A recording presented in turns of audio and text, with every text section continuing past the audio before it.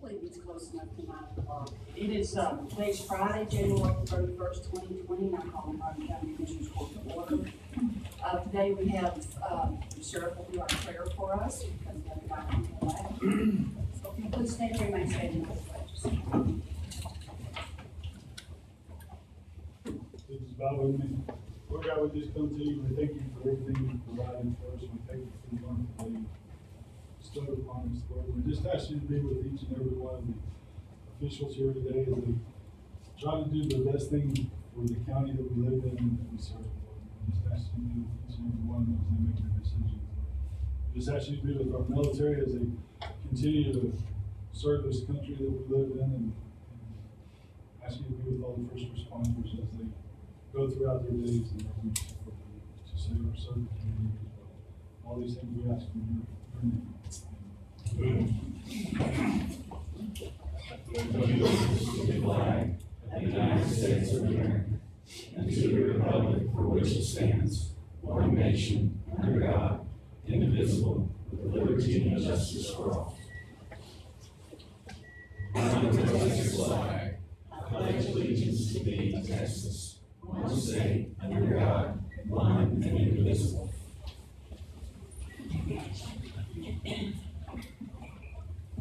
First thing on the agenda is recognition of minutes from the January 13th, 2020 Commissioners Court meeting. No changes in minutes, so recognize for the two vouchers. To consider and act upon the approval of the payment of vouchers processed by the county auditor's office. Check numbers 189150 and 189136, and wire transfers 1346 and 1352, in the amount of $3,068,912.39. Second for discussion, I have a couple questions, Judge.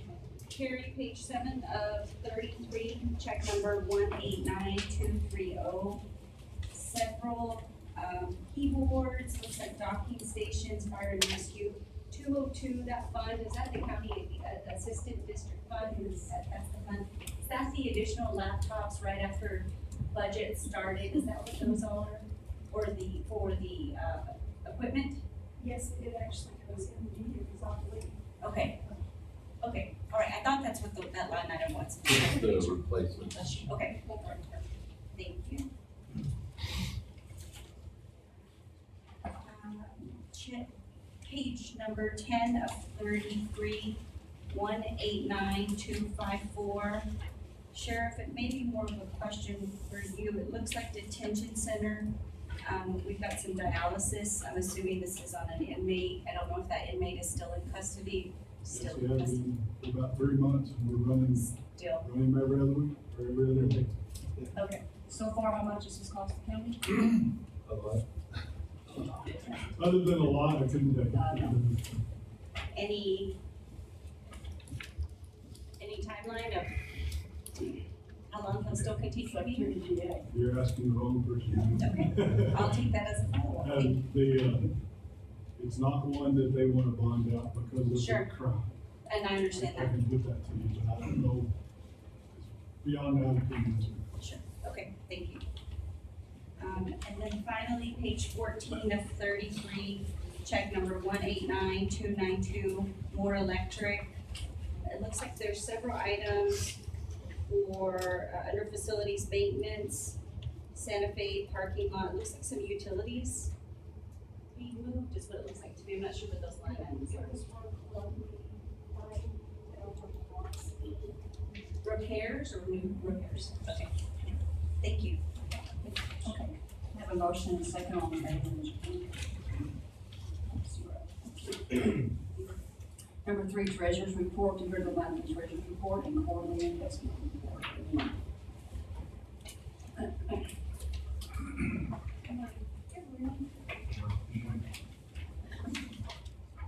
Okay, this morning at A&B, we're earning 1.85. We have $3,200,565.36. Textile, we're earning 1.58. We have $420,070.76. Textile prime, we're earning 177. 1.77 with $19,269,000 $717.41. And Texas class, we're earning 1.81 with $16,959,263.21. And then our F&C, the 5 million broker CDs. So this morning, our total cash is $44,849,616.74. Leanna, FNC is a new line item, right? That's new this particular quarter. Right, and we'll show that in there. If you'll look at your investment report, just to bring you up to date, on page 2, I've included that financial Northeastern companies as part of our listing of investments. And then on page 3, you can see down at the bottom that, where our rates were for this past quarter. And also I want to bring to your attention line item number 32, where we closed the Sheriff's Administration account in October. So when we look at the chart on page 6, you would show that account is closed in comparison to the totals. So this time last year in the general fund, we had 28.8 million, and this year we have 30.9 million. But this morning's total is 44.8. Okay, and then finally, on the very last page is the latest investment that we've begun, Financial Northeastern Companies. And I broke it down into colors, so the first section, 3 months, 6 months, 9 months, and 12 month broker CDs.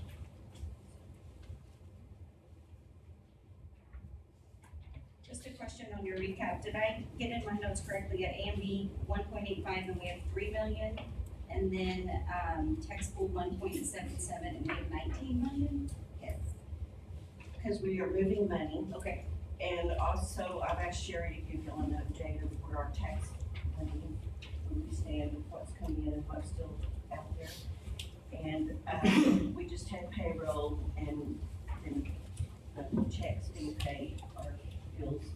So, that's why that number is so low at 80, but it will soon have a lot more in there. I'm just always looking for the money spaces, but it's been a Since while we to have get it up there. the top 10 tax carriers are not in yet, is that correct? Right, that's when we had our investment committee, that was true.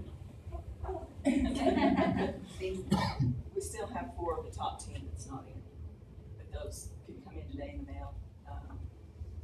Excel is historically, they postmark theirs January 31st, so we don't use it until the 1st of February. But,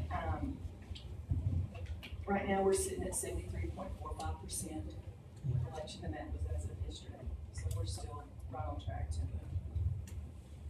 Yeah, we just got 5 million from the tax office yesterday. And that's part of that textbook, right? Thank you. Number 4, the insurance update. Kay, is there anything unusual that you want to talk about? Yes, I did want to draw your attention. There's 3 invoices dated January 10th for Honestar X that should not have come through. Those Honestar X charges are actually bundled with Aetna, and it was an error for them coming through. We've already received the check back, and it's been voided. So you'll see a credit for those 3 on a forthcoming insurance report. They are honest, won't they? They are. Thank you. Thank you. Then number 5, tax office to consider and act upon tax refunds for overpayment of taxes. This is just the usual stuff that happens all the time. Any questions on that?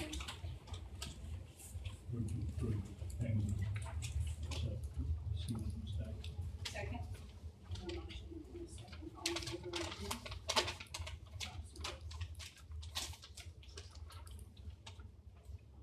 Number 6, resolution 2022 West Texas Judges and Commissioners Association to consider and act upon a resolution supporting the 2022 West Texas Judges and Commissioners meeting to be held in Amarillo. Is Holly here? Well, this is, Leon can talk about this because he did such a great job last year. And, it's not easy, is it? But it's worth it, it's worth it for the city and for us. We, have been asked, Amarillo, that is, have been asked to put in for the 2022, and they need a resolution from this body to support. I would move that we, support the resolution inviting West Texas County Judges and Commissioners Association to meet in Amarillo in 2022. Have a motion and a second. All in favor, raise your hand. 5-0. What I'd say is, we do have some seed money left in the, post-court value account. And so, Is that a fund balance account, post court, where does that live in our budget? It's just, okay. Thank you. Number 7, the AEDC, to hear an update on the AEDC and SSI project. Mr. Carter is here today. Good morning. Good morning. Thank you for coming back today. Yeah, Appreciate that. Well, thank you. Thanks for having me. It's certainly a pleasure, and kind of want to just, hopefully, if it pleases the court to do this on a quarterly basis, just kind of talk about, what we got going on in economic development and some of the projects that y'all helped, with. And so, I'm just gonna kind of do a little broad overview of say, October through, December. We had our state of the economy, and I'm not gonna get into that, but just a couple of the stats that came out of that were, obviously our unemployment rate's real low. It's around 2.5% for the Amarillo area, 2.3% unemployment in Randall County, and 2.6% in Potter County. Potter County did see a gain in employment this year, which is, I think the last 3 years, Potter County had a little slight decline in the amount of people employed, but this year there was a slight increase. That unemployment rate that we have is about 1% below the national average and the state average. And so that's not always a positive, having that low number. It's great for our citizens. It's not always great in the economic development world when you go out to recruit companies to come. That can be a little bit of a challenge. But one of the things that is a positive is our gross and taxable sales base. We're on a steady increase, 1.86% increase last year, and we're projecting a 2% increase this coming year. Amarillo should reach this year a $4 billion taxable sales base economy, which is incredible for a town our size. So everybody's to be commended, and what a great place to live in Amarillo. So I want to talk about a couple of things that we've done this last quarter. We had our first demo day with the West Texas Enterprise Center with the Wire Accelerator. That's a new program that we partnered with the Enterprise Center on to bring technology companies to town. That demo day was in October after a 12-week program to train those technology companies into working on their product and making that a better deal, and then it culminated with the Wire Accelerator. We had 4 companies that finished that cohort, and so we're really excited about that, and the new one will be getting started fairly soon. We're gonna try to do 2 a year, and so we're really excited about what that future holds, and kind of a new industry sector for our area in the technology. But one of the things that was probably our highlight of the last quarter was SSI Foods.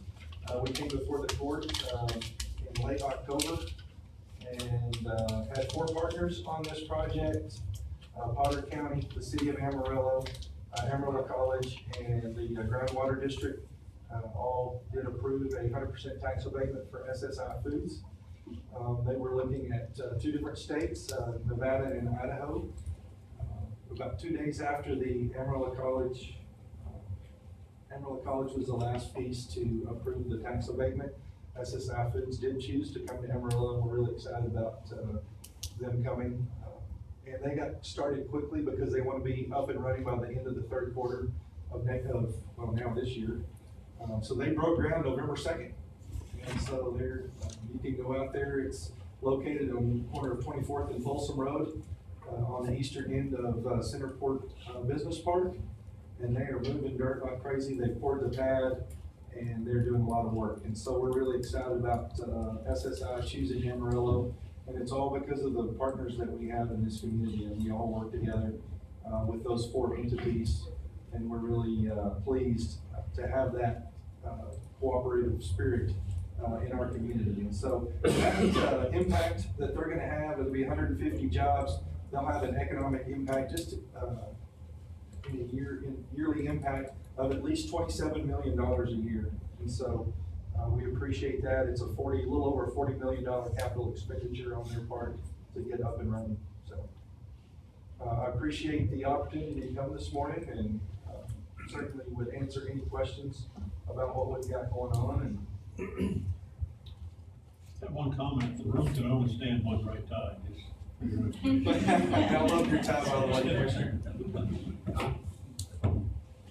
Maybe as this relationship grows, and I certainly appreciate the quarterly update, if there's an opportunity for a couple of us at a time to get out to Centerport, and I know we can do that individually, but I think that there may be some good dialogue, 2 of us, we can certainly partner up to go and look. There's been some time. Yeah, since absolutely. we've been- Anytime y'all wanna go out there, we'll take you out there Yeah. and give you a tour. The good thing about that, Western Builders is the contractor, and so they did use a local company, and then we think that's really important. And so, absolutely, anytime y'all wanna go out there, we'll load up and we'll take you out there and give you a tour of what they're doing. Yes, sir. It's a little different on the subject, but could you give us just a brief description?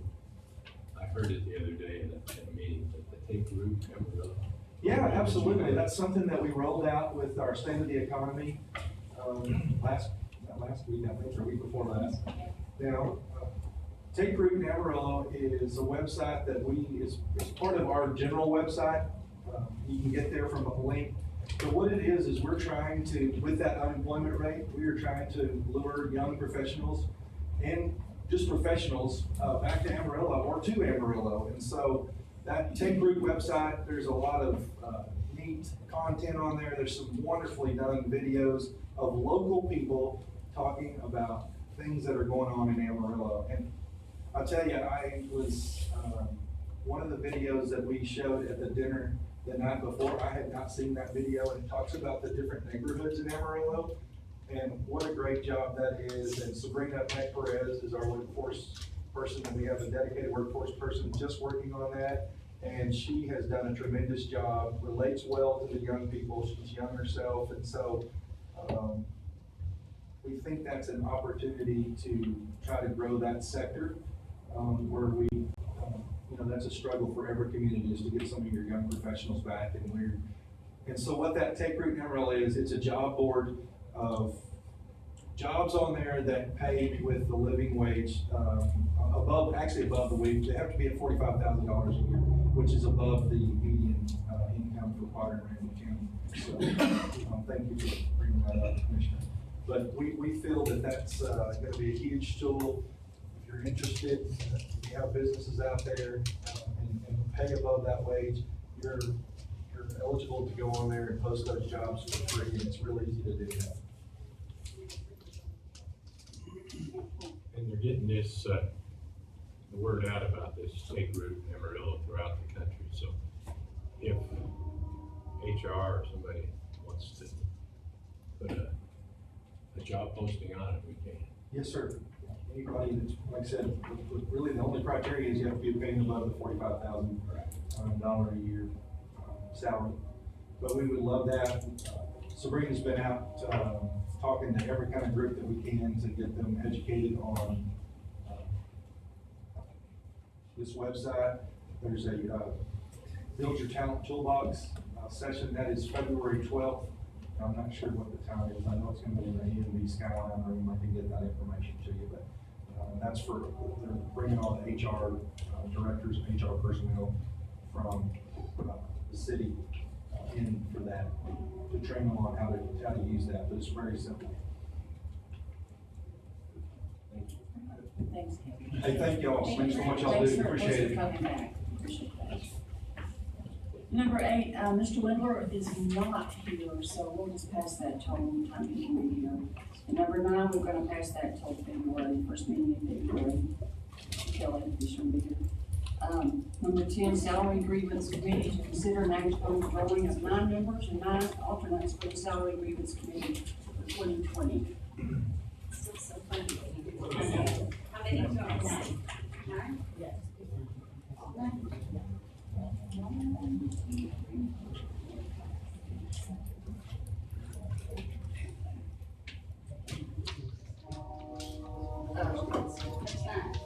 Alright, first 9.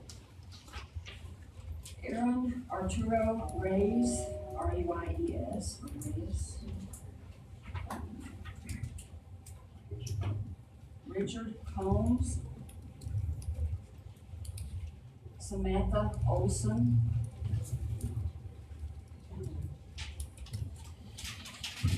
Jay Wilson. Steve Crawford. Jennifer Diaz. Sonia Comstock.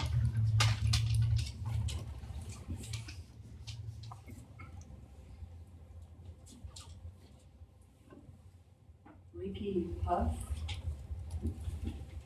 And Jen Chandler. Just back again.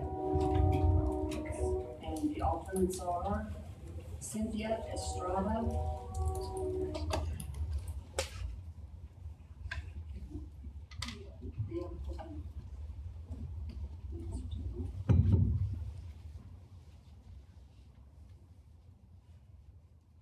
Deborah White, Brian Thorne, Sonia Scruggs, Deanne Finken. That's what it says. Andrew Merker, who made these up? Janie Arnold, Nicholas Hendricks, and Reagan Wilcox. Did you get those, Steph? Thank you. All right. We need a motion. Need a motion, yes. I make a motion that we approve the 9 members and 9 alternate for the salary grievance committee for 2020 as presented to the court. Have a motion and a second, all in favor, raise your hand. Thank you. Number 11, IT update.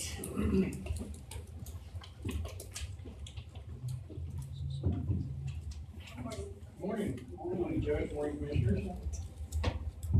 We have performed a final walkthrough with Bigfoot Facilities, make sure everybody's on the same page to cable the north side of the Woods area. Those materials have been ordered. I think everybody is excited to get that done. We have started putting together a plan for the next area, which is going to be part of the county attorney's floor, the next business area, the next biggest need. We'll update you on that. What's the timeline for that? When do you For use the, for it? Julie's, if the materials come in, maybe by the end of next week.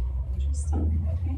I know they're really excited. I'm excited. for We it. are too. And we've been working with, one of the county's other vendors to replace a lot of the printers and copiers throughout the county. That should be done, completed this week.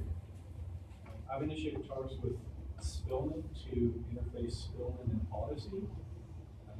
Waiting on a price for that. Currently, that's a one-way interface, but they're working on a two-way interface. I will have more information for you guys as I get that. Also, I should initiate talks between Spillman and TechShare to interface those products as well. I'm just waiting for some NDAs to be signed on both sides, so that both of those sides can work together and have some data flowing back and forth, and that one I will update as I have more information as well. Have other counties done that bi-directional or are we first? They have, I don't know if they have with Spillman or not.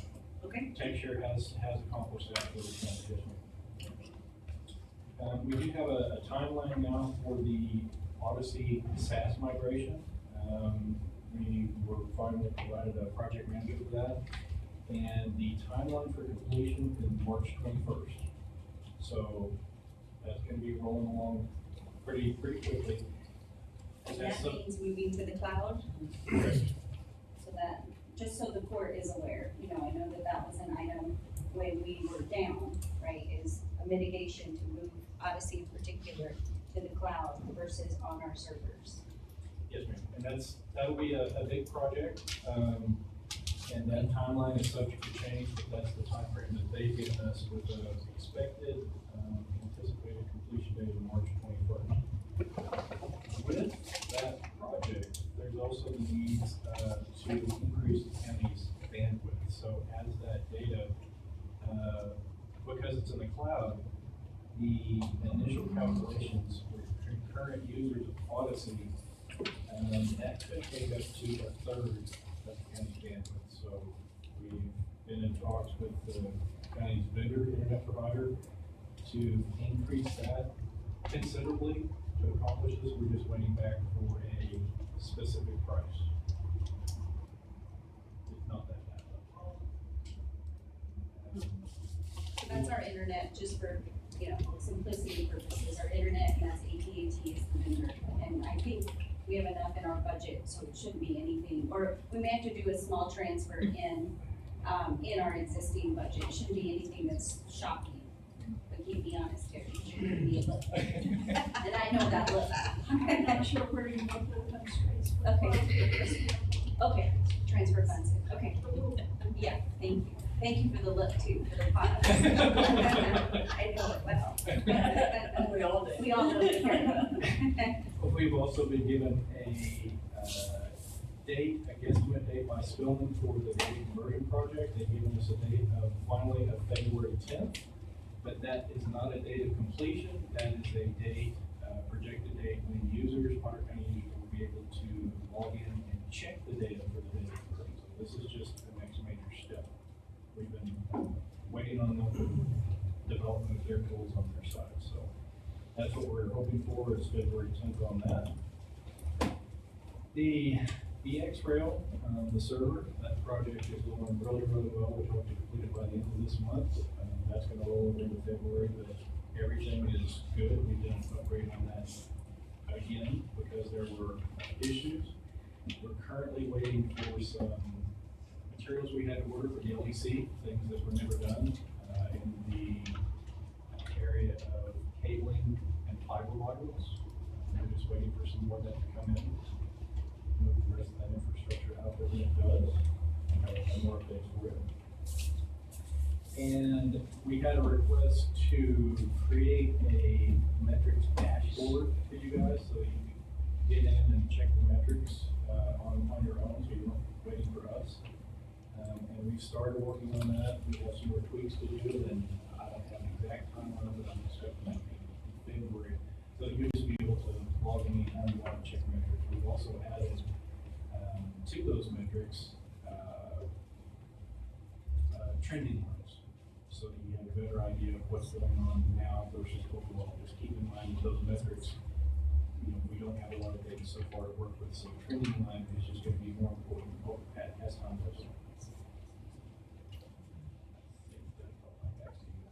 It's a lot. It is a lot, yeah, we're very busy. Yes, ma'am. One thing that might be helpful, I don't know, I don't wanna speak for the court, I'm just thinking through as you're giving all these dates, maybe just a calendar, an easy calendar for February, March, just to show what's happening. Sure. So that we can follow along. Sure.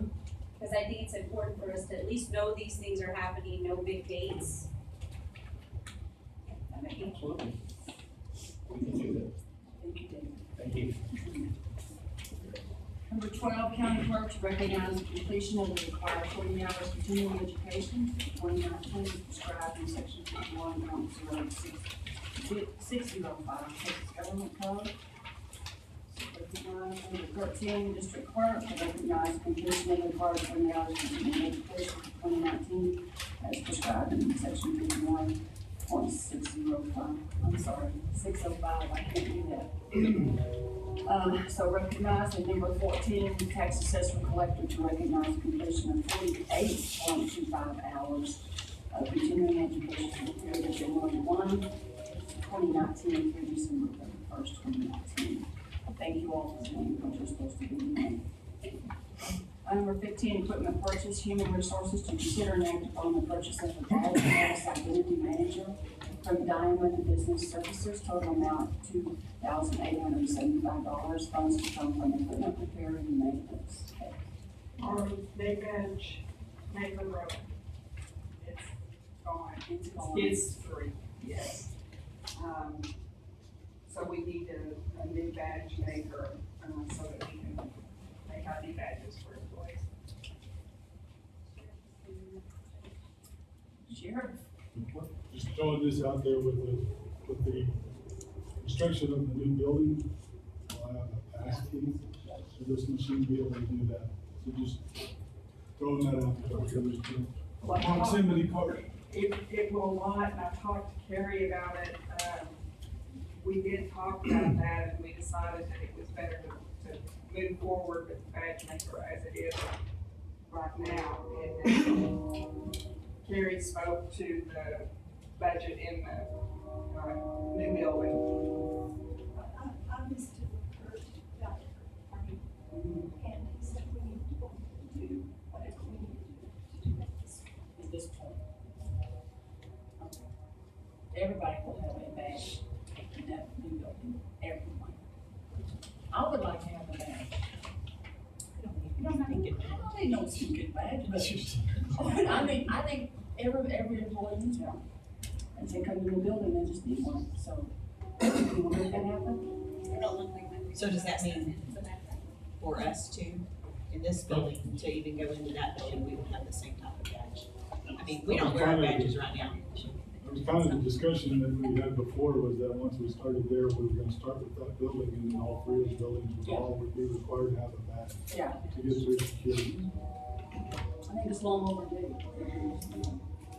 Okay, so let's get this done. So where are the five, is it equipment, Equipment repair and place. the total is $2,000? $870. So are you requesting just that amount, or the, I know on the, proposal is the laminator, I know you used, I don't know what you used to have, you're just requesting. We're not gonna request the laminator, just the badge maker, and we are asking for the service and support agreement at $450. Just so we can have support on the machine. An annual agreement? And where does that come out? I'm assuming that's a line item you have in your budget already, since you had badge maker? We didn't have, service and support on the current badge maker. Okay. We do have a one department line item for this type of maintenance agreement, so it does not need on this. So just $28.75, that's all we're asking. Okay. You understand that? From equipment repair and replace account. But I do think the sheriff brings up a really valid point. I mean, it's a $3,000 line item, but I know that we're looking at a couple of years before you're looking at buying that type of equipment for the new district court's project. Okay. What do you use at the sheriff's office for new employees? This, do they get the badge from HR or you get your own? We have our own machine, it's about between 5,000 and 7,000. We have the proximity cards. With it? Does everybody in the Santa Fe building have badges? Yes. Everyone. We do badges when they come in. Right now, what we're having to do is we're emailing pictures to the sheriff's office, and they're making badges for us and sending it back in the interim. Okay. But we do take pictures and do badges for all the employees as they come through. I make a motion that we approve the purchase of the badge pass identity manager from Diamond Business Services in the amount of $2,875, funds to cover equipment repair and maintenance account. Had no motion in a second, all in favor, raise your hand. 5-0. Thanks, Kevin. Thank you. Number 16, equipment purchase, road and bridge, to consider and act upon the purchase of a 1991 Fruhoff trailer from Coastal Transportation, total amount $5,000, funds are budgeted. Good morning. How are you? Doing well. I initially was doing research to submit this at budget time, and all the ones I came across were $15,000. So we came across this one for 5,000, thought it was a good deal, we've inspected it, it's been sitting there a little while, but it's got good brakes, good tires, the tanker doesn't leak like the old one. The old one was 41 years old, so I was thinking it was probably time to replace it, because we were doing our checks on it for this summer, and it's just got to that point where we need to jump on this deal while we can. What is this used for, Slash? It's used for our CRS2, which are liquid asphalt, and we seal coat. We put it on the job site so the tanker can run and unload on it. And then we use our distributor, which holds about 2,000 gallons, and we shoot that on the street. So it's just a storage tank for us on the job site, because we don't have anything like that at the barn or anywhere else. It's just one of our vital pieces of equipment for our seal coat season, which we're getting ready. Where are you thinking in your budget it would come from? Oh, it's gonna come out of our repair budget. Okay. We've saved a lot of money last year and the year before, because we do a lot of in-house repairing now with our new mechanic, shop one. So we're saving a lot of money there. We've got like 197,000, I believe, in that account. So 5,000 is not gonna hurt us, because usually everything we do is up in that range. Do you get anything back for the equipment you have now? Do you get any trade-in? Well, I don't know what we're gonna do with that thing. I don't know if anybody, we'll put it on the auction, I guess. And I don't know if anybody's gonna buy that thing or not, because we're gonna put the truck and the trailer. Because we have a dump truck, we're gonna take the bed off of and use it to transport this new one, because it's a little bigger trailer than what we have. The one we have now is 5,500 gallons, and the new one's gonna be about 7,000 gallons. We won't never fill it that much, but at least we'll have the capacity to hold more if we need to. So we're gonna use a different dump truck on it, or a different bed, cab. Because sometimes people buy it off auction just for the material on it, right? Yeah. Just with Yeah, it's just material. parts, asphalt, Yeah. but they might, probably get more than they pay. But we'll probably just leave it on, at the barn there, and take pictures of it, and put it up on the auction, because I don't think they were at Cold Trail. It's huge. It's an eyesore. Where did you find this one?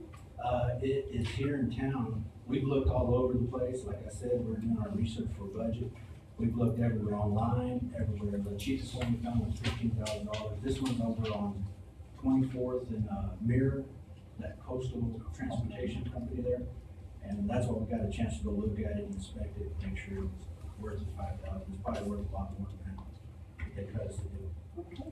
I move that we, purchase the road and bridge department in 1981 crew haul trailer from coastal transportation for the amount of $5,000.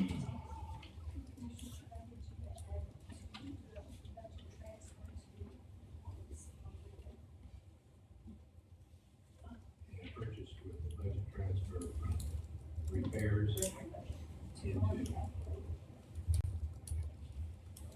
Second.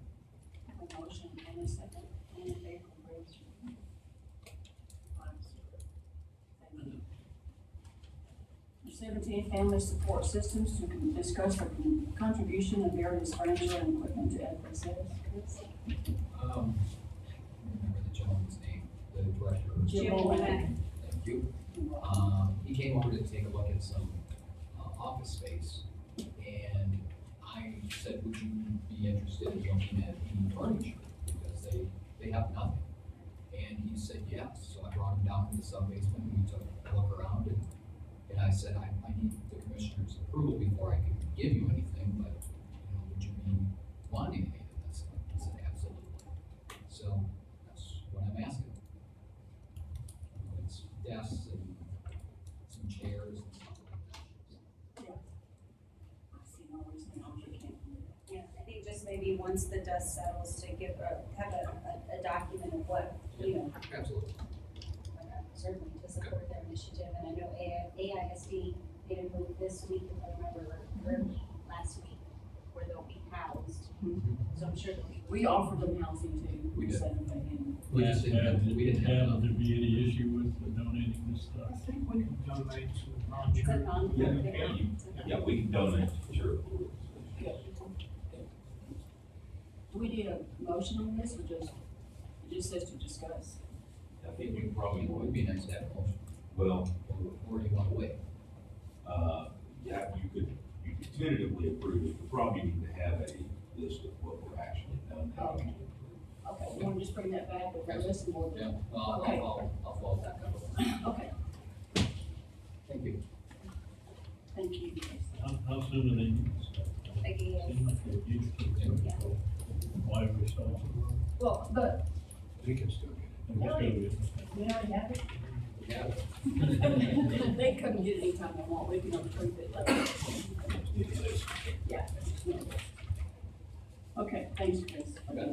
Number 18, adjustment of 47 district attorney employee salaries to consider and act upon a request from district attorney to adjust salaries of certain employees denoted at changes to the district attorney's cumulative staffing budget with the effective date of January 9.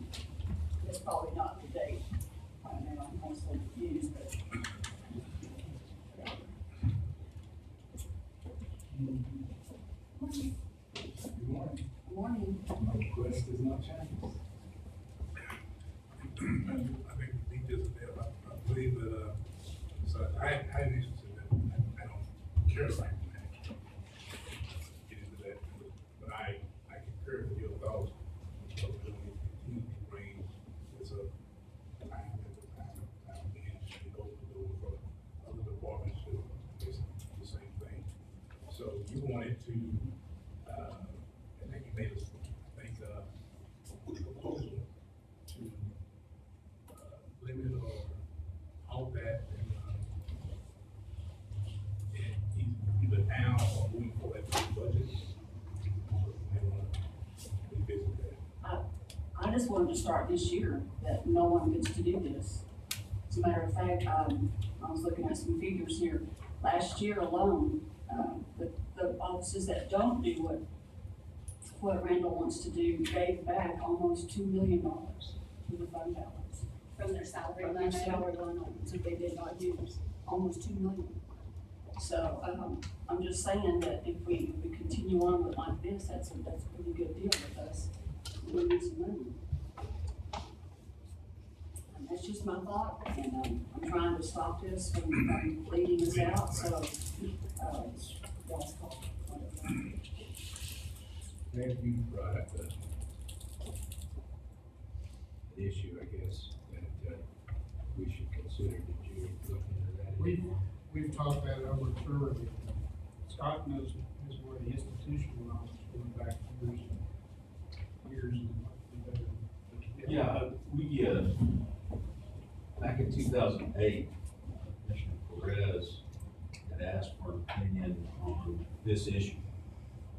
We wrote an opinion, I don't know if Ted provided that to you or not. But to break it down as simply as quickly as I can, and the law has not changed since 2008 to today. The alternatives that are available are essentially available to you at budget largely, and it has to do with how you formulate and put together the budget.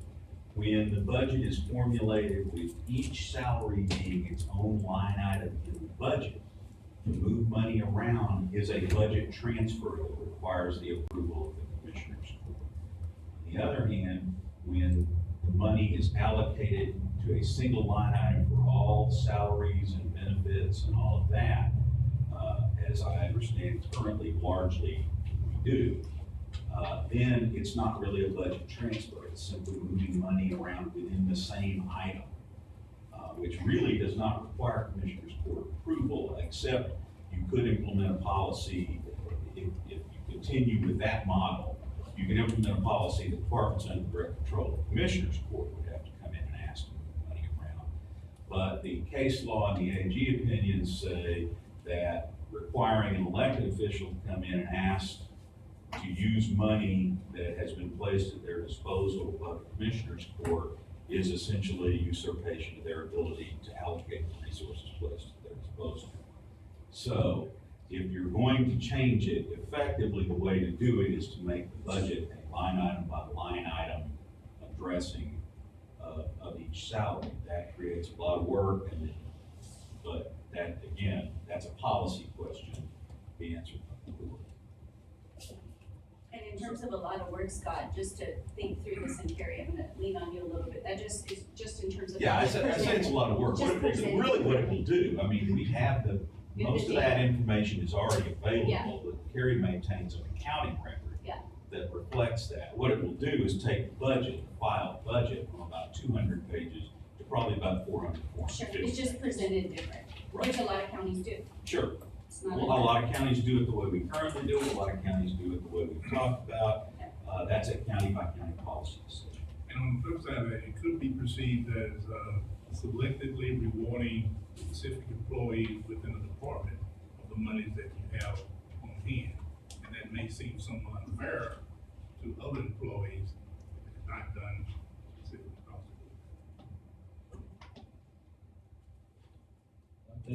I think the tricky part is the elected officials versus department heads and not elected. That's where we have to. And what way to find out clearly elected versus department head? Where does our authority, how far does our authority They reach? they can The do it. elected officials start forward versus appointed department head. Yeah, Brandon raises a good point too. It's not restricted to doing every particular expenditure. You want to control salaries, you can make those line items and then still lump sum budget for other issues like stationary supplies, Equipment. that kind of. It's the salaries that are obviously get a lot of attention, because that's what brings, inequality in departments, right? And that's how income salaries get really out of line countywide. And salaries are roughly 60% of our budget, so when you look countywide, Always will be. and that's every industry, that's not just county government. I kind of mixed emotions on this. I mean, I hate to micromanage the department, and especially the big management. And, you know, I kind of feel like that, he knows his people, he knows the department, he knows who needs the additional raises. And frankly, I don't really have a problem with it. And I agree, but at the same token, I concur with where the judge is coming from. If we set a precedent, is continue to have done that, we open the door wide, that all departments feel somewhat emboldened to do the same thing. Well, that's why you need to get a change in the way we work things around here, you know. Judge Kennedy. So we may want to look at doing budget time, specifically on what Scott was outlining, that we have authority. But for this purpose, for this particular agenda item, I'm comfortable with trying to shoot from the hip if we would, and align with the department head on what the election officials should be doing in respect to. And one other thing that came up in our in-depth discussions that is worth considering, and it came up in the department, but it would be Truth County office, Truth County wide. If we go to a, now of course we wouldn't include names, it would be by position number, however that usually phone extension or whatever. But what would occur, and it's simply a matter to consider, I'm not offering it as a pro or a con, but as it currently is, employees, if they want to know what another employee is making, basically they're going to have to file a Public Information Act request with the auditor's office, or at least with me, let's say in my office, if they want to find out. They don't really, employees don't really have that information readily available. They can't go online and look at the county budget and see, okay, wonder what, you know, if I'm the civil division chief, I want to know what the criminal division chief is making. Wonder what that is. Right now, they would either have to ask me or file a Public Information Act request. If we do it like this, they'll be able to see that, and that kind of discussion will occur. If it just happens, that's human nature. Well, but I think that's important dialogue to have, because we as commissioners are responsible for setting those salaries. So that is why we're wrestling with this discussion exactly, because those inequities And so we have to be able to have those hard discussions, and I agree with you, Scott, we can do it in an elegant way in budget, we shouldn't have employees' names, it should be employee code, you know, Well, the job code. employees change. Right, That- right, it's not names, but it would not take long to figure out who's, you know, head of that department and who's their second in command and who follows, but everything we do is open door, as it should be. These are taxpayer dollars, these are not our dollars that we are discerning. We owe that to not only other employees, but taxpayers.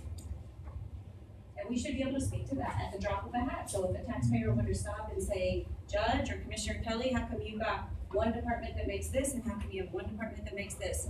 We have to be able to speak to that. I think he's saying, Peter's saying the same thing. I think to go to the judge's assertion, you may want to get this. I have for 8 years that I've been on this board. Policy, not just throw it off to kick the can down the road. So basically, make some policy, make the related. But do you want to say something? Yes. As a department head or an elected official, I mean, aren't you always gonna have, there's a potential within a larger office that you're always gonna have somebody who thinks that they may not get paid, and really pretty much in our office, it's pretty much all the same. But, you know, there's gonna be people, and I've worked in this county for many, many years, that always believe that they're not being paid what they should be paid. Huh? And they always will. And always will. Yeah. And so a lot of times what's happened is they may go to the county judge or they may go to the commissioner. But, you know, you may know that person just by this one conversation. And, you know, you've got the department head or elected official that's running the office. And so they are tasked with making some of those harder decisions. Sometimes you do, and this is, again, just from working in the county for a long time. You see, you know, maybe you do see somebody who's excelling a little bit differently than another person. Now, I don't know if rewarding them with money is, you know, or however, a lot of us don't have that discretion within our budget. But there are times, and I will tell you back, I don't know, back when I first took office, whenever you didn't have to go to commissioner's court, I mean, I did at one point in time, I took a salary and I divided it equally between everybody. But, I mean, it has been done, and so I think whenever you're taking offices like Randall, or when you're talking about this, and you're talking about trying to do the salaries and do that kind of stuff, then you also kind of harness some of the other offices that may want to do that down the line. So. That's why the conversation needs to be led, and I agree with you. I don't think we should be hamstringing any department head or any official and basically micromanaging. You know, I don't want to get into that. So, But there's but only that a does make select it few of departments that have this luxury of doing that. Other departments can never do it. And so our employees stay the same. Why can't they While not do theirs, it? while Why they're, can't they I'm not do it? talking, then it's like, ours stay the same, theirs keep going up and up and up. That's why it needs to be a very sensitive discussion and just lay it out. Well, and I think what also adds another dynamic is that we have made salary adjustments for the district attorney's office in particular. So there have been multiple salary adjustments. So it would, you know, be a different dialogue if it's the first time an elected official's coming up and saying, I have an unusual event, you know, this is kind of a one-off, and really kind of having a dialogue around what that looks like and whether we even need to be in the business. But let's just, you know, have that discussion. We've had this salary adjustment conversation for 2 years. We go back and forth. We have had votes that we are in favor of Randall. And making those changes, they have been split votes, and then here comes another group of employees that we need to make that change. So what's unfortunate is now it affects other departments. So that's what makes it so sensitive, is that we keep having the same salary discussion around the DA's budget in particular. That's why this is so polarizing. It's not like it's one department. What prevents what? What prevents them from doing what I'm doing? Good being good stewards of county dollars. You're saying nobody else is doing it, what's preventing them from doing it? I don't know. Okay, they have the ability to, so everybody else isn't utilizing the full salary budget, but I am. Because I'm over there right now, 4 lawyers short. And I just asked Gary, out of that 2 million, how much last year was out of my budget? It was over $100,000 of salary money that I gave back out to the department. Because I can't hire folks if you don't have funds sufficient. And that's what the big problem is. I got no other problem with any of the salary money. Everybody else I work. The DA's office shouldn't have anybody up there that hasn't got very good trial experience in the first place. And when I have to hire from law schools and train them up, and then 3 years later, I've got them trained and I've got them in court, Colter Goodman, Austin, Texas. He was responsible for a trial week every month. He's now down there making 150% of what he was making me. And he's responsible for the trial week every third month. That's what, and you say they're not going because of money, or if they don't like it here, they're going for. The thing the millennials are looking for is this. That's what they're looking for. At Pancakes, there's people, I couldn't believe it. And Brian told me this story because I told him about it. And there's engineers out there that are coming out of law, coming out of school, $130,000 salaries. They stay about 6 or 8 weeks. And the reason they quit is because they can't take the tablet yourself. Randall, we will never be a county that has enough money, right? We will never be, I'm just asking to use what I've got. Right, you're bringing that dialogue in, and when I hear that, and I'll just speak for myself as a board member, I think that we have made some aggressive strides for your department when we bought the $750,000 software program to help, to say we may not need as many people in your department when there have been salary adjustments in your favor. I think in the long stretch of things, I feel like the court as a whole has been a friend to your department to try to move some things along. That's how I feel on the net. But I also feel like we will never be a Harris County budget. We will never be a Dallas County budget. So when I hear salaries and dollars, we will never be there. So that's kind of my answer when you bring that in. And I hear you, and I don't think that's unique to just Potter County. And I think that may be a discussion for a different time. Sure. We may need to coalesce around what Scott has already laid out, who we are right now. We have some authority, but in respect to what we've already, basically, in a county legislative, issues that we may not be able to do much more than what we would maybe like to do, what Randall is asking. So I guess, so maybe Scott, to you, what is our authority then? Because I think there's some confusion at the moment. Tell us what our authority is to date, please, sir, as our legal counsel. If, and I defer to Carrie, what case law makes clear is that the Commissioner's Court approves budget transfers, that is taking money from one budget item and taking it to another budget item. If the issue is moving money around within an item, then the Commissioner's Court approval is not required, so long as you remain within the budgeted amount of that item. Which is specifically what we're on. Yeah, so I'm just trying to be very clear, just tell us our authority today. So what you seem to be telling me now is that Randall could just do this without even coming to the court? That's what I'm hearing you As the say. budget is, as I understand, the budget currently is constructed. Okay, Then that, I think that's correct. and I'm ready to move on. Just you and I too. And we need to address the budget. This is our 6th agenda item. I would I like would to, ask, because our if legal you, counsel. because the law has hasn't been briefed before. changed, would you like me to provide you each with the opinion that I wrote to Commissioner Perez back in 2008? The law has not changed. Sure, I would have loved that 8 years ago. I have a copy. You do? Yes. I don't, I would love it. Okay. Thank you. You don't need approval from the court to do what you want to do, is that correct? That's what our legal counsel is telling us. you know, need it, it's also not illegal to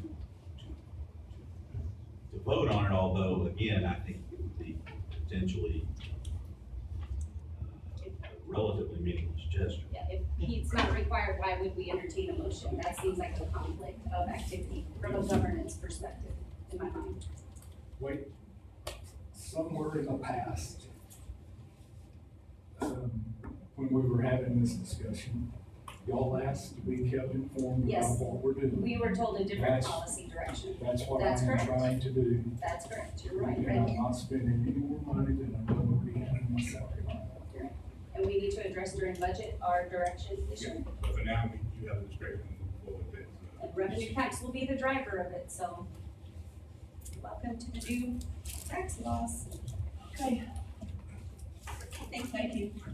Number 19, Potter County projects. I would ask if at all possible, in the interest of avoiding having to make these, raises retroactive, could we make them effective the 24th instead of the 9th?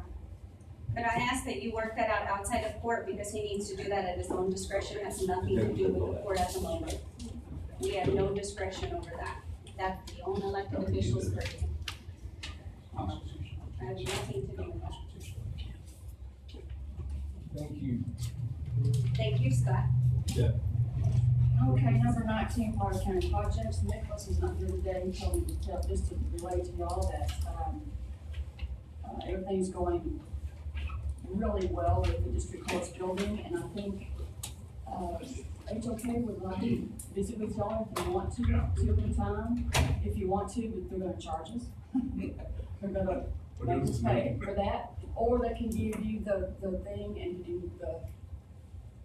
It's a $60 million project. I would encourage each one of us to be briefed. They're really. No, I mean, they can give you the. Flash what is drive. that thing? A PowerPoint, USB whatever. drive. Yes, yeah. You put it out in a And county you can, computer you can anywhere. go through it on yourself, or you can And Nicholas could back whatever you wanna do. I know, but it's an expense. Is that part of the budget? Yeah, I think there's dollars in the budget for that. Is that right? You don't I'm know? asking the Oh, I'm judge sorry. saying. I'm sorry. I would imagine. I'm sorry. I'm fired up from the last agenda item. I'll be quiet.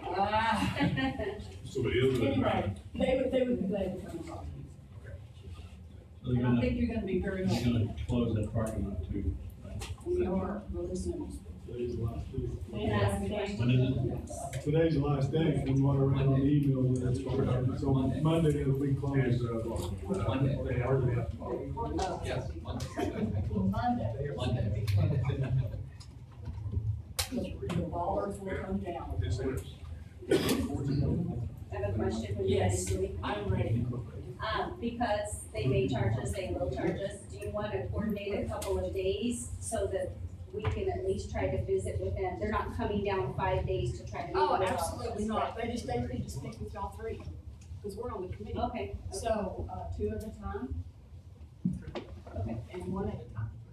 So we, I Within just. a day's time. Right. Yes, so within 1 day's time. I would like to meet with them face to face. Let me just have that, That's not fine. They were not just a PowerPoint presentation. So if, in terms of being a good steward of the dollars, if we want to at least coordinate the day, so they're not flying down just to meet with me, and then someone else would like to meet. So I'll just coordinate. I will get y'all some dates. Okay. Okay. Okay. Jail report, we have 528 people in the jail today, 82 of those are female, and they are still in our jail. 84% are felons, 70% are misdemeanors. There's no executive session, any, I don't see insurance out there. Yeah, there was one, accident, it's not gonna be claimed, it's not our fault, so. What? Say that again? One accident, so it's not our fault, so it will not be claimed under our insurance, but. There are small little miracles, I love that. I do have one agenda. Okay, yeah, and the agenda. Just a quick reminder, so Government Day, just to calendar this, we're gonna have a quick little committee meeting after court, but April 27th, that's the second court in April, is the date that we have calendared. So I just wanted to get that on everyone's list, now that 2020 is already fast and furious. Before we close, I think all of you probably heard the announcement yesterday from our mayor just wanna keep her in our prayers and, ask that y'all do the same thing, so. There's nothing else, we're gonna adjourn, thank you very much. Thank you.